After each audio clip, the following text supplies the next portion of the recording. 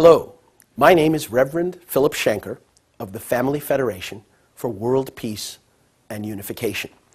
And it's my privilege to introduce you to this lecture series, an introductory series on the divine principle, a new and profound expression of the ancient truths taught in the Bible and expressed in the world's great faiths. Let us begin. By way of introduction, let us first consider the purpose and value of human life. We can recognize that everyone on earth is struggling to attain happiness and at the same time to avoid suffering or misfortune. Well, let us ask, what is it that makes a human being happy? Immediately our answer would be that people feel joy when their desires are fulfilled. But we had better recognize that desire has many expressions. We have desires within us that reflect our original nature to be and to do good. Now, when we express these desires, we find satisfaction, a sense of confidence and integrity, and we can look people straight in the eye and have confidence in ourselves. However, there are other desires within us that when we express those out of selfishness or a moment of need or greed, we may find a moment's satisfaction or relief from pressure, but ultimately the pang of conscience will overtake us. Within the self-same individual are two opposing inclinations: the original mind, which desires to be and to do good, and an evil or selfish mind which seems to pursue a more wicked and corrupt purpose. Now, these two natures are engaged in a fierce battle, striving to accomplish these two contradictory and conflicting purposes. Which one of us has not experienced the struggle within when we find ourselves knowing we should do something, but not having the will or the strength to do what we know is right? Or conversely, knowing that there's an action we should not take, but when no one is looking, we can't overcome the desire, the temptation to do it. Now, any being possessing such a contradiction within itself will struggle with its own self-identity and is ultimately doomed to perish. Christianity sees this state of destruction as the result of the human fall. Let's consider how the impact of that decline or that descent of humanity has impacted our understanding of the world. Considered from the viewpoint of the intellect, the human fall represents humanity's descent into ignorance. We can say that people are composed of two aspects, internal and external, or mind and body.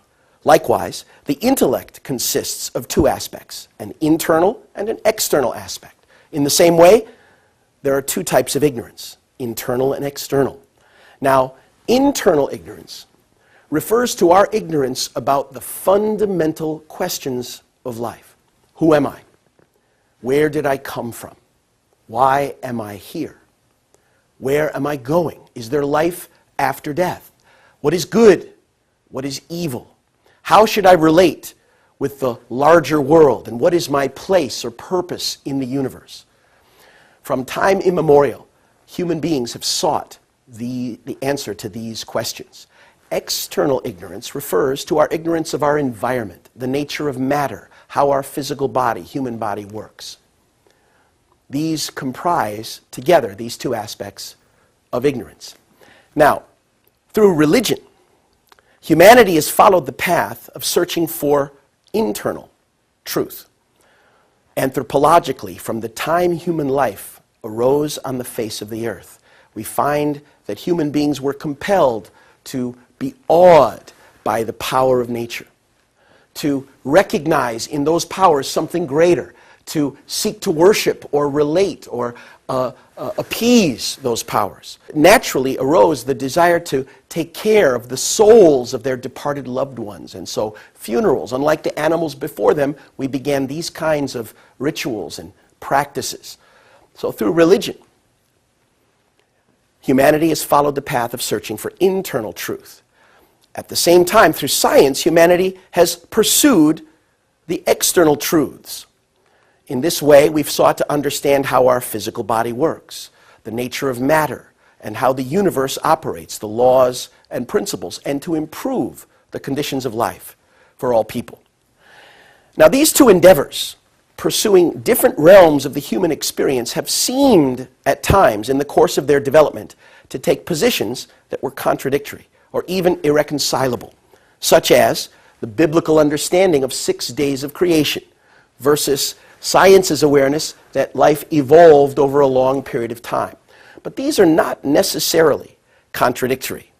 And in fact, for humankind to completely overcome the two aspects of ignorance and fully realize the goodness which our original mind desires, at some point in history, there must emerge a new truth which can reconcile religion and science and resolve their problems in an integrated understanding. This is one of the missions of the new truth, to bring about this harmonized view of life, and in that way empower us to realize a world of goodness. What else can we say about the mission of the new truth? Well, first of all, this truth should be able to lift humanity through a broad and unified vision into a new age, a new world. At the same time, the truth should be able to embrace all historical religions, ideologies, and philosophies, be able to understand these varying perspectives, provide the big picture, and show the relevance of each part, and in this way bring harmony and unity among them. Also, this new truth should be able to empower human beings to overcome the contradiction within our nature and guide fallen people to return to our original state and regain our original nature and value. Now, this is precisely what the divine principle has the power to achieve. This teaching is not the result of philosophical inquiry or academic library research. It is revealed understanding. It came as a revelation. It is presented in a format relevant to people of today and approaches the problems of life in much the same way that any modern person would approach a problem. For example, when we are sick, we go to a doctor. Why we go to a medical professional to solve the problem is because he or she has been trained in this area. A doctor first must study anatomy, how the body works, what is the blueprint, and what's the ideal structure and function of a healthy body. Secondly, a doctor then can study pathology, how disease arises, where does the body tend to break down, what is the problem that causes bad health or problems. And then thirdly, a doctor can study therapy, how to cure these problems and restore the original state of health that the body was designed to be in. In exactly the same way, the divine principle is expressed in 3 major parts. The first, which we'll hear today, is the principle of creation, a blueprint for the purpose, the structure, and the function of life in the universe, how the universe was designed to function, its principles and nature, the nature of its first cause, the creator, whom we call God. And in the midst of that, a deeper understanding of the purpose and value of our own human life. The second part of the principle is the human fall, to understand exactly how the contradiction arose that has undermined our ability to realize these dreams, and why the world of our reality is so different than the world of our dreams. Thirdly, the principle of restoration, showing how, through history and the process of reaching out through religious understanding and truth, God has worked to restore humankind back to our original position, original value, and original nature. Now, as I said, this truth is revealed understanding. Its purpose is ultimately to resolve the fundamental problems of human life and the universe, and it is the teaching of Reverend Sun Myung Moon. Now, one final point before we begin.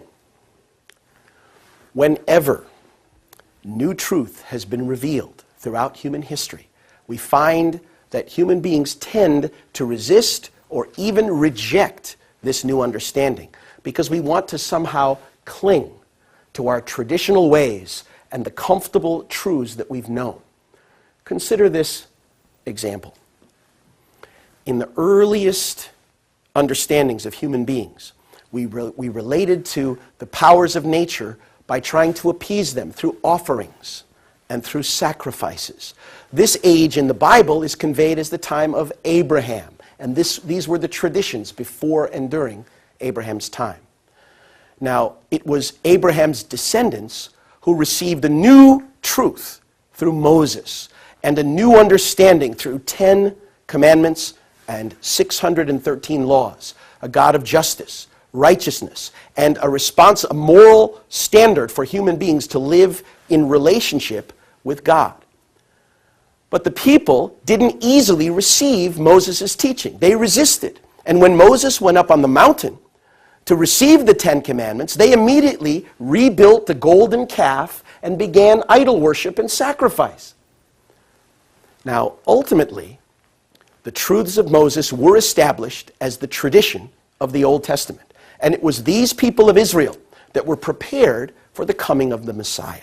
Now, once again, when Jesus came as the Messiah, to the very people who had been waiting for him for 2,000 years, they couldn't see him. They rejected him. They resisted. Why? Because he did not repeat what they had already learned in the Old Testament. Jesus brought a new gospel, an understanding of a God of love, a God of grace. And Jesus acted in such a way that seemed to undermine their traditions. And they accused him for defiling the Sabbath, for breaking their laws, and for changing their traditions. Thus, Jesus felt compelled to say things like, "I came not to destroy the law, but to fulfill it." He said, "You worry about cleansing the cup and the plate. Why don't you worry about cleansing your inner self?" Now, when Jesus taught, even then, he was unable to share everything that he knew and had prepared. He said in John 16:12 and 25, "I have yet many things to share with you, but you cannot bear them now." He said, "I've spoken of earthly things and you can't understand. How can I tell you of heavenly things?" Jesus promised in the 16th chapter of John that the Spirit of truth would come and eventually guide us into all truth. Now, St. Paul echoed this perspective in his first letter to Corinthians, 13th chapter, 9th through 12th verses, when Paul noted the limitation of our faith and our understanding. He said, "Our knowledge is imperfect. Our prophecy is imperfect. Now we see dimly through a glass, but the time will come when we see face to face. Now we understand in part, but the time must come when we understand fully, even as we have been fully understood." Paul used a metaphor of growing up. He said, "When I was a child, I thought like a child, I spoke like a child, I understood like a child. But when I grew up and became a man, I put away childish things." My brothers and sisters, through the divine principle, we can now come to a new understanding of our traditional faith, and in many areas of that faith, we can put away childish things. Let us begin with the principle of creation. We begin from those fundamental questions about human life and the universe. Throughout history, people have anguished over these fundamental questions. This is because no one has fully understood the root principle, the blueprint, by which humanity and the universe were originally created.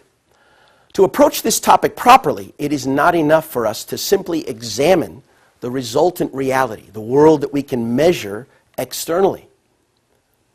The proper way to address this, the fundamental question, is that of the causal reality.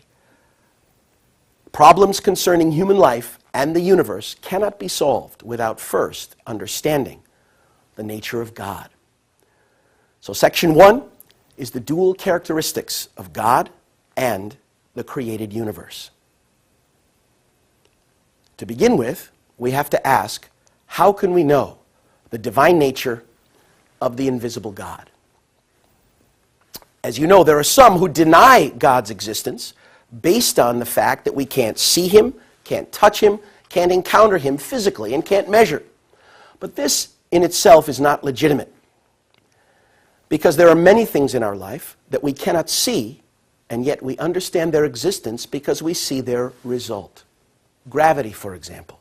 We can't see gravity working, but we know what happens as a result. And so by observing the effect, we understand the cause and understand the law of gravity. Similarly, my mind. Now, you can't see my mind, but I hope you'll give me the benefit of the doubt that I have one, because I'm expressing my thoughts, feelings, passion, ideas in the way that it's coming out of my physical body. So again, you see the effect and you understand the invisible cause. So it's not legitimate to deny God's existence simply because we can't measure, see, touch, or experience with our physical senses. In fact, by definition, if we're seeking to understand the first cause of the created world, the world that exists in time and space, then would that cause, the cause of the world that's defined by time and space, would that cause be within time or be the origin of time itself? Would that cause be within space, or would space be within God? Therefore, I think you know the answer. Therefore, we say that God is infinite, not finite, beyond space. It doesn't simply mean that God is everywhere. It actually means that God is not defined by a specific location within the limited realm of space. And we say God is eternal. That doesn't just mean that God is always here for all time, but beyond time, without being defined by a beginning point and an end point within the limited realm of time, which is a facet of the visible world. So how can we then know the divine nature of the invisible God? Well, one way to fathom God's deity is by observing the universe that he created. Just as we come to know the character of an artist through his works, let's look more closely. So we can understand the nature of God by observing the diverse things of the creation. For example, in the plays of Shakespeare, we find a diversity of topics, but common themes that run throughout these plays. The struggle between men and women, the battle between good and evil, the imagery of light versus dark. Now, these themes are consistently running through all of the plays and tell us something about the nature of the author. And if we find recurrent themes that are expressed in every single form of life, from simple to complex, will it not tell us something about the author of life? Likewise, look at the paintings by Van Gogh. You look at 10 paintings, you could recognize the characteristic style of the artist, even though the subject matter is different, because the style reflects the artist's passion, emotion, and inner nature. So just as we can understand Van Gogh by his paintings, or Shakespeare by his writings, we can understand something about the creator, the cause, by looking at the world he created, the visible effect. Therefore, St. Paul wrote in Romans 1:20, ever since the creation of the world, his invisible nature, namely his eternal power, his deity, his godlike nature, has been clearly perceived in the things that have been made. So let's look first then at the common elements in the natural world. We'll begin by pointing out these elements that are found universally in all things. Every entity, first of all, possesses the dual characteristics of yang and yin, or as we would say in the West, positivity and negativity. More fundamentally, however, every entity also possesses another set of dual characteristics, that of outer form and inner quality. Now, the visible outer form resembles the invisible inner quality. The inner quality is called internal nature, while the shape or structure is called our external form. Now, when we say that the inner and outer aspect is more fundamental, let's look at human beings. Before you are a man or a woman, you are more fundamentally human. And our human personality differentiates us from animals, plants, or any other living thing. Human personality arises from the inner nature, our thoughts, feelings, character, conscience, and how we express that in our visible form. So masculinity and femininity are attributes or expressions of human personality. And of course, every man, every woman has elements of both. A man is not all masculine, a woman is not all feminine. These are two essences that are harmonized within each person. Now, since internal nature and external form refer to corresponding inner and outer aspects of the same entity, then the external form could also be understood as a second internal nature, a visible expression of the internal nature.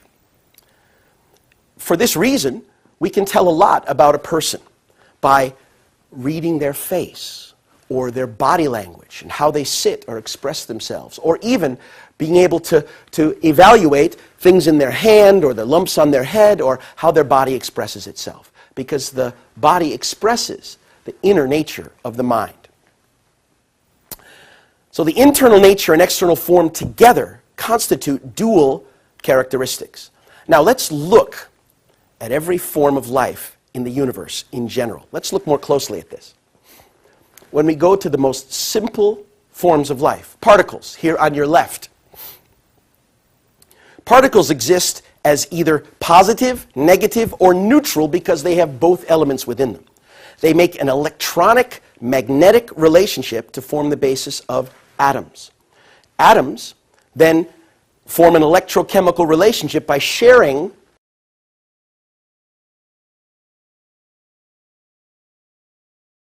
an electron with another atom to form the basis of molecules. Molecules form electrochemical relationships to form the basis of matter. Matter arises, and we see in the plant kingdom the dual characteristics of stamen and pistil, or sporophyte, gametophyte. Coming up to animal life, we find that all animals express masculinity, male and female. Even animals that reproduce asexually have both aspects within one body. Even cells, which reproduce by splitting, dividing through mitosis. That process is initiated by the give and take relationship of positive and negative elements within the nucleus.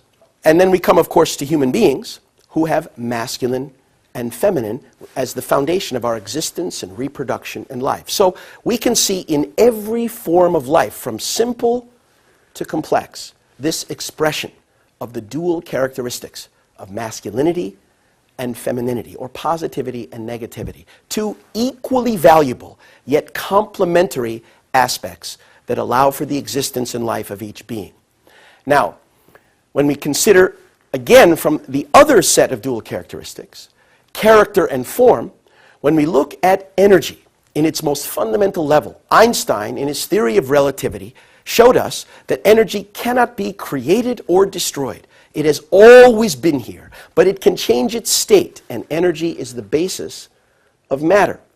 However, energy doesn't act at random, out of chaos, but the development of life is the process of energy becoming more ordered, more directed, more organized and developed. So energy seems to act according to a lawful and principled nature. There's some inherent directive aspect that governs how life develops in the universe. When we look at matter, which is composed of energy, once again, we see in the laws of chemistry and physics that each of the elements in the periodic table acts and reacts according to its unique nature. Now, when we see these atoms and molecules come together and forming higher forms of life, such as plants, plants act also according to a lawful directive element within them. For example, the roots will always grow toward the water. The leaves will always follow the sun. Yet we can't cut open a plant, pull out the law, and now the plant is going to be unclear and undirected. The plant's mind, or its lawful nature, is inherent within the nature of the plant. Likewise, animals Let's consider closely. Likewise, animals are governed by their animal mind, which is primarily based upon instinct. And human beings have all of these elements. Human beings have all of these elements, and yet we also have a deeper aspect of our mind. We have self-awareness. We have a moral capacity to evaluate good and evil. We recognize the moral law and are conscious of our relationship with the larger universe. Our conscience is the basis of the human mind. So once again, from simple to complex, we see that there is a consistent pattern that every single entity exists with these two sets of dual characteristics. Now let's consider the relationship between God's internal nature and external form and God's original masculinity and femininity. God's original internal nature and original external form each contain the expressions or attributes of original masculinity and original femininity. Similarly, when we look at human beings, we can understand that within our mind there are masculine and feminine natures, such as initiating and dominating and guiding versus nurturing and listening and reflecting, etc. Also, in our physical selves, there are masculine and feminine attributes. Within God, therefore, original yang and original yin, original masculinity and femininity are attributes of his original nature and his original external form. Now, within the first cause, God's original internal nature must contain the essences of all the law, principle, plant, inner natures of everything in the universe. And God's original external form must contain the essence of all the matter in the universe, which is itself energy. Likewise, within the Creator, there must be the essence of all the masculine natures in the universe, as well as all the feminine natures in the universe. Now, the masculinity and femininity within the Creator is not some strange or foreign concept, but actually, in the Bible, in Genesis 1:27, it is stated clearly, God created man in his own image. In the image of God, he created him, male and female. He created them. So, man is not just males, but man is male and female in the image of God. Well, let's stay here. So, to summarize, we can say that God is the subject and the harmonious union of these natures of inner and outer, inner nature and external form. Likewise, God is the harmonious union of masculinity and femininity, which are manifestations or attributes of the qualities of his character and form, respectively. Now, God stands as the subject partner toward the universe, having the qualities of internal nature and masculinity or subjectivity in relationship with the universe, which responds to God and has the more external aspect or is feminine in response to God. This is the only reason we can justify calling God He or calling God our Father. Because while containing both masculine and feminine natures, the position that God takes is the initiating, subject, and internal position, or the masculine position in relationship to the universe. Now, the relationship between God and the universe can be summarized, therefore, thusly. God is the invisible subject partner, and the universe as a whole is an object to God, an object partner.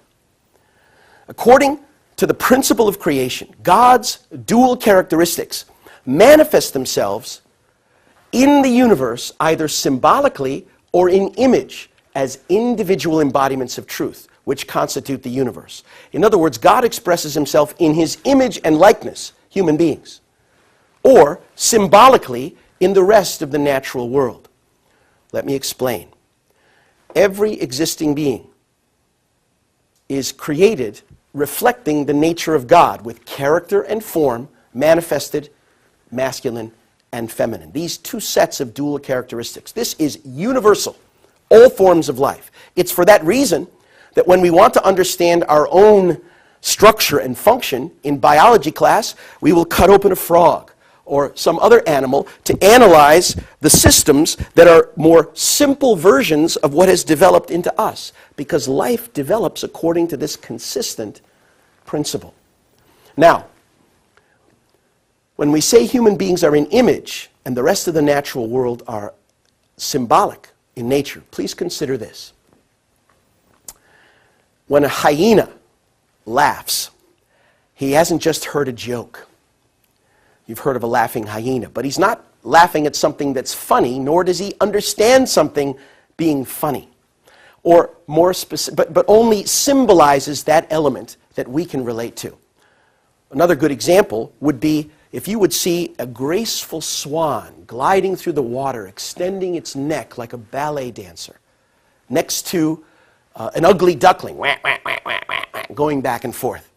Now, externally, one looks graceful and with repose and calm and beauty, while the other has a different external expression. But in fact, inside them, they are governed by the same instinctive desire 24 hours a day to find food. The swan is not actually being graceful, thinking gracefully, etc., but symbolizes that fact. In another sense, when we look at the winter sky, in winter when the trees are barren, when the sky has become gray, when the cold winds blow, there's a feeling of desolation and loneliness and reflection and depth that's evoked within ourselves as human beings. But the trees aren't lonely. The sky isn't sad. The natural world is only symbolically reflecting these qualities. But you and I as human beings, we feel them. We understand them. We can connect to them. That's why our relationship with the divine nature of our Creator is one where we can pray. We can reflect on these things. We can respond and relate to the nature of God. Let's say one final word about God's nature. What can we say about His inner nature? Well, the Bible tells us that God is a righteous God, a loving God, a long-suffering God, a patient God, etc., etc. But by looking at the textbook of the universe, we can also understand the nature of the Creator by the world that He has made. What is it that allowed chaos to become cosmos? The foundation for this cosmos is that everything has order. There's order. Why is there order? Because everything follows law. And behind these laws are purpose, value, and productivity. So there's principle behind these laws. Order, law, and principle is the foundation for the cosmos. As life arises, we see higher qualities of beauty, truth, and goodness. When we come to the animal world, we see love. But not just the instinctual love that we find in animals. When we come to the human form of life, we find the spiritual capacity to be bonded even after our loved ones have long passed away. The spiritual capacity of heart and love. And when we consider the laws of the universe, they aren't voted on periodically. They are eternal, unchanging, and absolute. Likewise, the true definition of beauty, truth, or goodness is that which is eternally true and universally true. And also the love we seek has the quality of being lasting and eternal.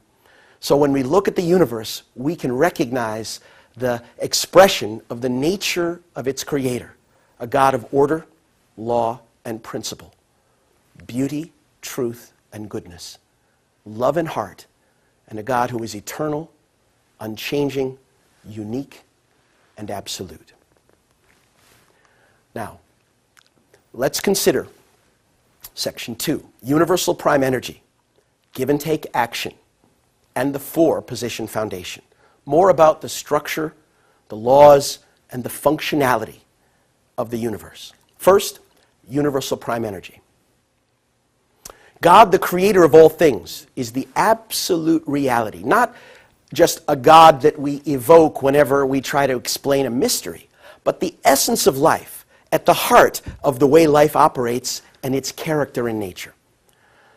God is eternal, self-existent, and as we've discussed, transcendent of time and space. Now, therefore, the energy for God's existence, the fundamental energy of God's own being, must be absolute, eternal, and self-existent. Because the first cause exists with dual characteristics, that's the foundation, through give and take, for God's own power and existence. But not only is this energy the foundation for God's existence, it is the origin of all energies and forces that allow created beings to exist. We call this fundamental energy universal prime energy. Prime because it's the initial, original force, and universal because it's the energy that allows all beings to be sustained. Now let's consider how this fundamental force relates to the relationality of all things in creation, the principle of give and take action. Through the agency of universal prime energy, the subject and object elements of every entity which come out of God, express God, form a common base and enter into interaction. This interaction in turn generates the forces that every entity needs to exist, to reproduce, and to act. For example, proton and electron. Proton and electron establish a give and take relationship through electromagnetic chemical connection and form the foundation for a greater whole, an atom. Similarly, a man and woman enter into a love relationship and bear a child and form a family.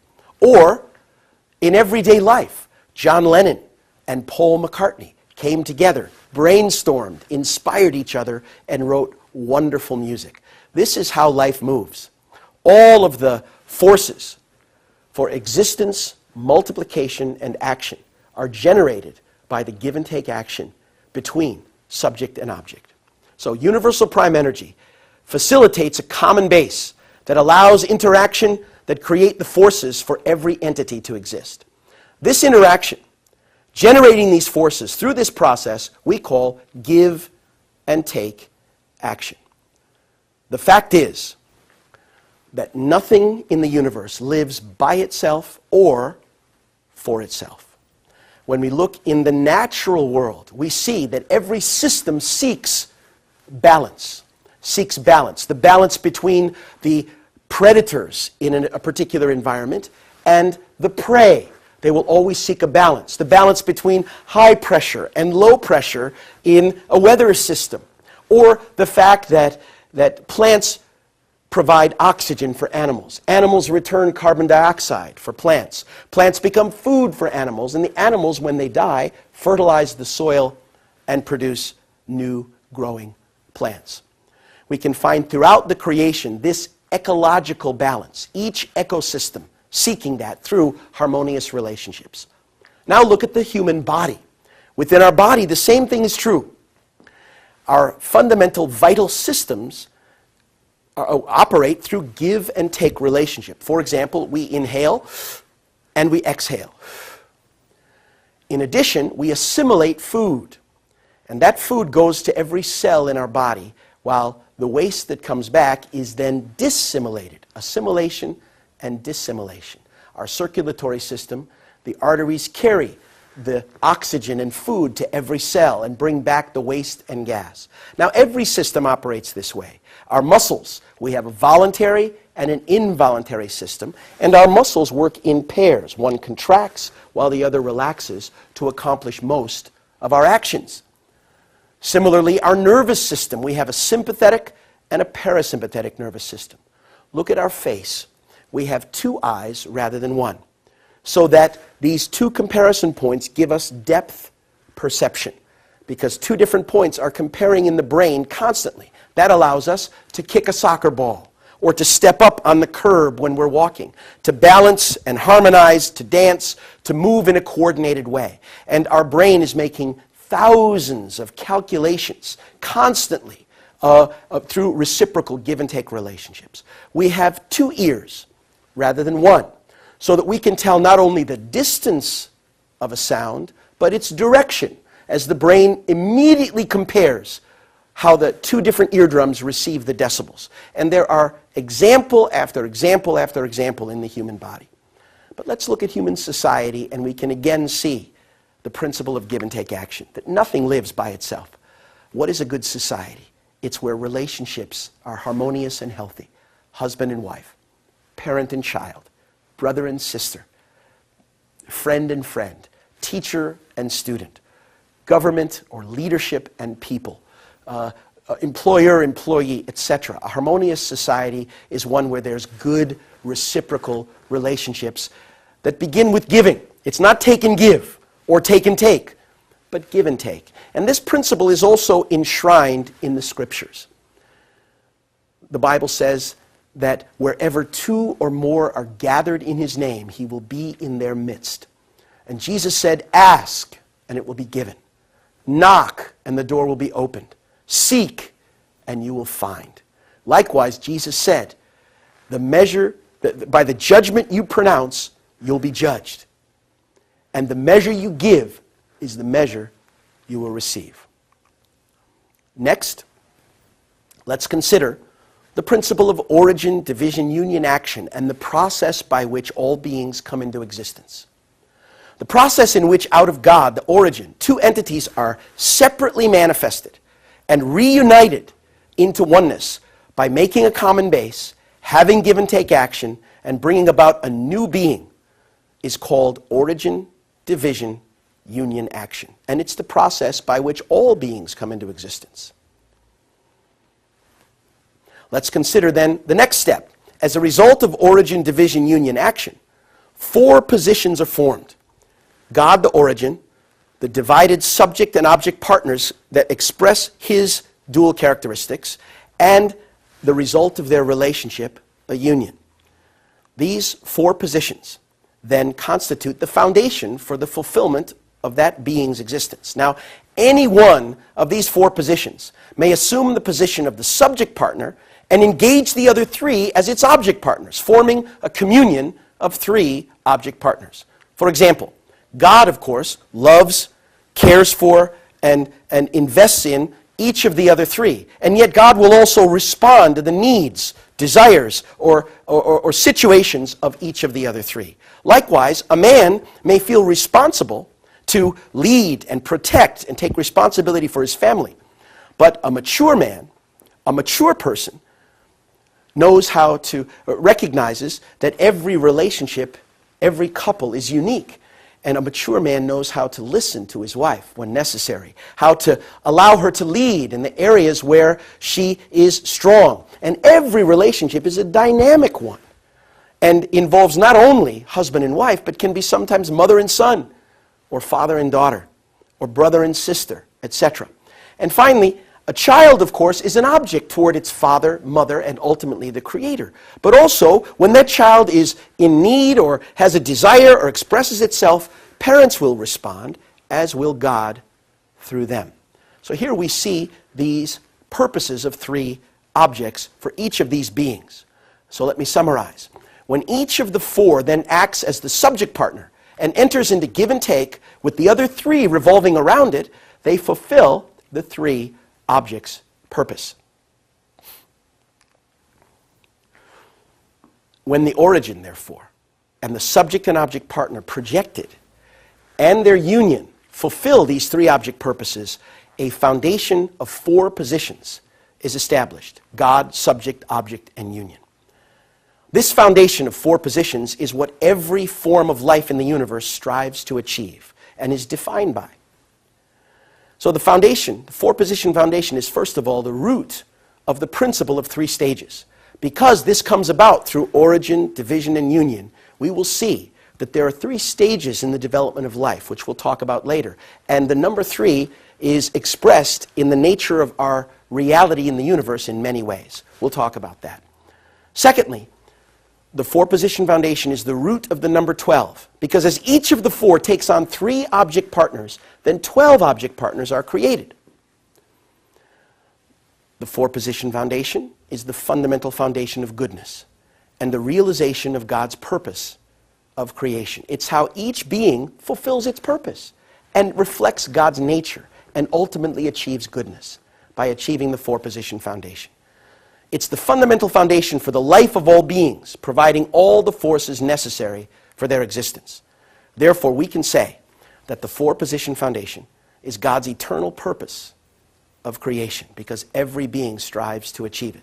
Now, in human life, what is this four-position foundation? God, man, woman, and child. It is the family. Not just any family, but a God-centered family.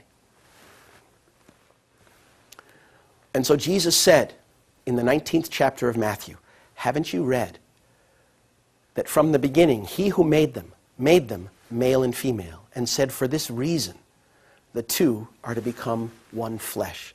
So they are no longer two, but one flesh. And what God has joined together, let not man put asunder. From the beginning, we're created male and female to realize this relationship and bring about new life. How can two bodies become one flesh? Only by producing a child, a union that reflects both of the parents. This four-position foundation, which in human life is the family, is God's eternal purpose of creation. Now, our next section is to take these processes and principles that are manifested in the development of the universe and apply them to understand the purpose of creation and the value of our human life. To begin with, the purpose of the creation of the universe. Now, after God completed each day of creation, he saw that it was good to behold. On each of the days of creation, he said, it is good to behold, indicating that God derived joy out of the work of his creation and the reflection of himself. However, after the creation of human beings, God didn't say it's good. He said it is very good, a greater joy from his own image and likeness. And after the creation of human beings, God blessed them. In Genesis 1:28, be fruitful and multiply, fill the earth and subdue it, and have dominion over the fish of the sea, and over the birds of the air, and every living thing that moves on the earth. These three great blessings, be fruitful, multiply, and have dominion, are ultimately fulfilled when the whole creation, including human beings, completes the four-position foundation with God as the center. This is the kingdom of heaven, where ultimate goodness is realized, and where God feels the greatest joy and stimulation from the reflection of himself in his created work.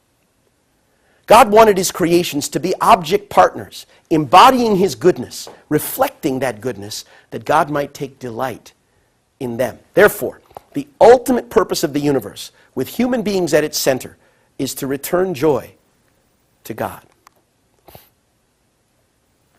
Let's consider then how all of the universe can become good object partners for the joy of God. How is joy produced? Joy is not produced by an individual alone. If I would ask you, what is your favorite pastime? Some of you would say reading a book, others would say listening to music, talking to my friends, IMing on the computer, chatting through the cell phone, going to the movies, playing a sport. But none of us would tend to say that my favorite pastime is to spend my time alone in a closet, alone and by myself. Only a person who is deeply wounded or even crazy would desire such an activity. The rest of us would always choose something that involves being stimulated by relationship with an object, because that is the basis of joy. So joy is not produced by the individual alone. Joy rather arises when we have an object partner, whether intangible or substantial, in which our internal nature and external form can be reflected and developed. So let's consider further. If we were to lock you in a room for 1 year and only feed you to sustain you for that year, and with nothing else in the room, and we gave you a choice of having one thing with you, what would you choose? If I gave you the choice between a rock and a plant, only the geologists in our audience would choose the rock and be stimulated by it. The rest of us would choose the one that's more like ourselves, growing, living. We can care for it and be more stimulated by it. If I gave you the choice between the plant and your pet, we would again choose the one that's more alive, more responsive, more like ourselves, unless we happen to be allergic to or hate animals. Between your pet and your child, you know the answer. The one that's the fullest reflection of ourselves provides the greatest stimulation and the deepest capacity for joy. The implication is obvious, that human beings, as the children of God, have the capacity to return the greatest joy and the greatest inspiration to God. Now, once again, the joy that arises can be intangible or substantial. For example, a painter. When a painter envisions a work of art that he wants to create, he's already getting excited, being stimulated. And when he actually realizes the painting, fulfills it, the joy is substantial. But that painting, like the creation we've been talking about, is a symbol of his passion, joy, or sadness. The painting will never wrap its frame around him and cry or laugh with him. It's just a symbol. Likewise, for God, let us consider. God feels the fullness of joy when he is stimulated by his substantial object partners to feel his original internal nature and original external form through them. When the kingdom of heaven is realized through the fulfillment of the three great blessings and the establishment of the four-position foundation, then that world becomes a good object partner that gives joy to God. Let's consider how that's accomplished. Let's define the three great blessings.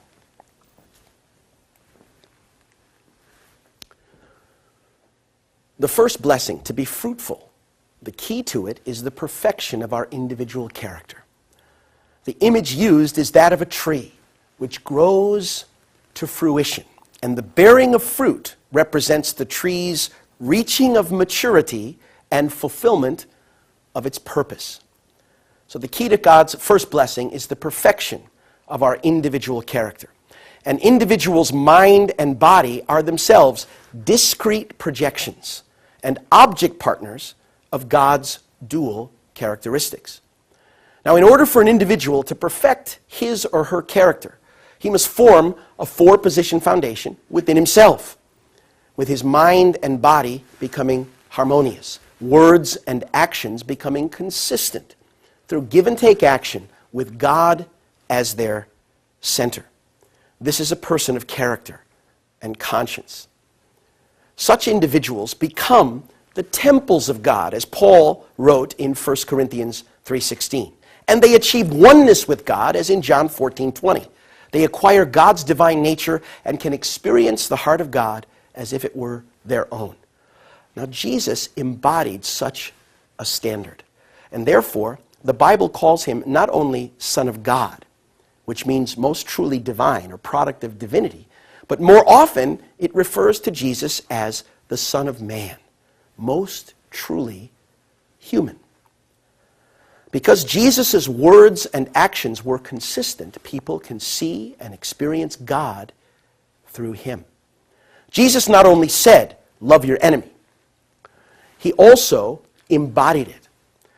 When he was there hanging on the cross and people were mocking at him, cursing him, spitting upon him, "If you're the Messiah, bring yourself down." When they put vinegar in his mouth and thorns in his forehead and ultimately a spear in his side, all the while Jesus embraced and forgave them, crying out to God, "Forgive them, Father, for they don't know what they're doing. They don't realize the mistake they're making."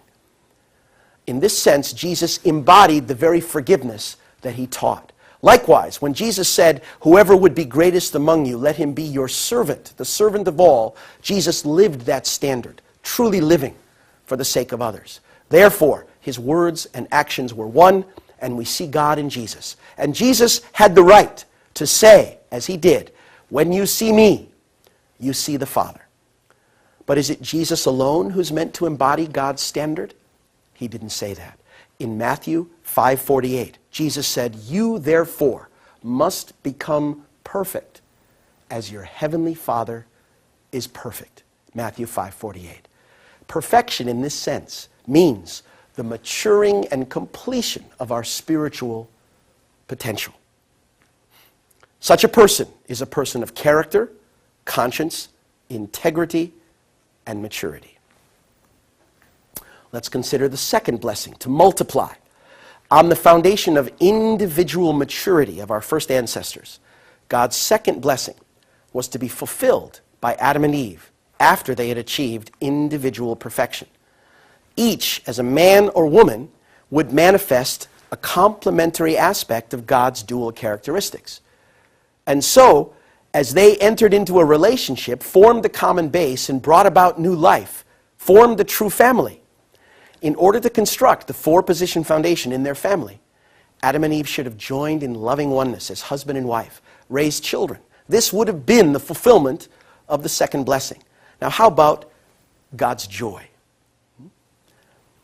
God's joy, which would be initially realized when one individual became mature and could be an object to him, would now be expanded as husband and wife came together, expanding horizontally the capacity of their love.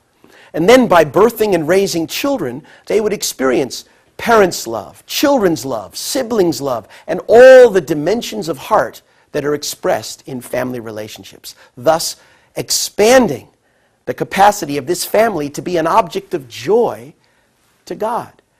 And as this family became the basis for relationships in society between teacher and student, friend and friend, then the joy of God would expand with the expansion of these relationships. Now, this family or community itself then would become a good object partner giving joy to God. And such a God-centered family would become the basis of a good society, a strong nation, and a peaceful world. Now, God's third blessing then means the perfection of a human being's dominion over the natural world. Once again, we can see this four-position foundation realized. Now, to fulfill this blessing, the four-position foundation of dominion must be established centered on God. In other words, human beings at the level of God's image and the natural world as symbols of God must share love and beauty to become completely one. Ideal human beings then would receive stimulation from nature and feel immense joy. God could then delight in the universe through his children. How would human beings manifest this dominion, capacity for dominion? First, it's in our capacity for artistic creativity through art, music, or another form of expression, dance, etc. Secondly, it's in our capacity to understand and harness the powers of nature through agriculture or the development of medicine for the benefit of humankind. Thirdly, it's our capacity to extend our creativity through technology, airplanes, refrigerators, etc., to create a better quality of life, not for a few, but for everyone. Then it's also in our capacity to have a loving relationship with the natural world, animals, and our environment. It's in our stewardship and care for that environment, our capacity to own, take responsibility. All of these things are within our original nature to fulfill that third blessing. So, God's purpose of creation. Let's take a closer look at this purpose. Each of these three blessings represents the fulfillment of a four-position foundation. Had God's purpose of creation been realized in this way, an ideal world without even a trace of sin would have been established on the earth. We call this world the kingdom of heaven on earth. And Jesus taught us then to pray, "Thy kingdom come, thy will be done on earth as it is in heaven." Now, when life on earth comes to a close, people are to enter the spirit world and naturally enjoy eternal life in the kingdom of heaven there. For what is bound on earth will be bound in heaven. What is loosed on earth will be loosed in heaven. This concludes part one of the principle of creation. In our next session, we'll finish this section to gain a deeper understanding of the structure and function of the universe, the position of human beings in it, and the nature and will of our Creator. Thank you very much.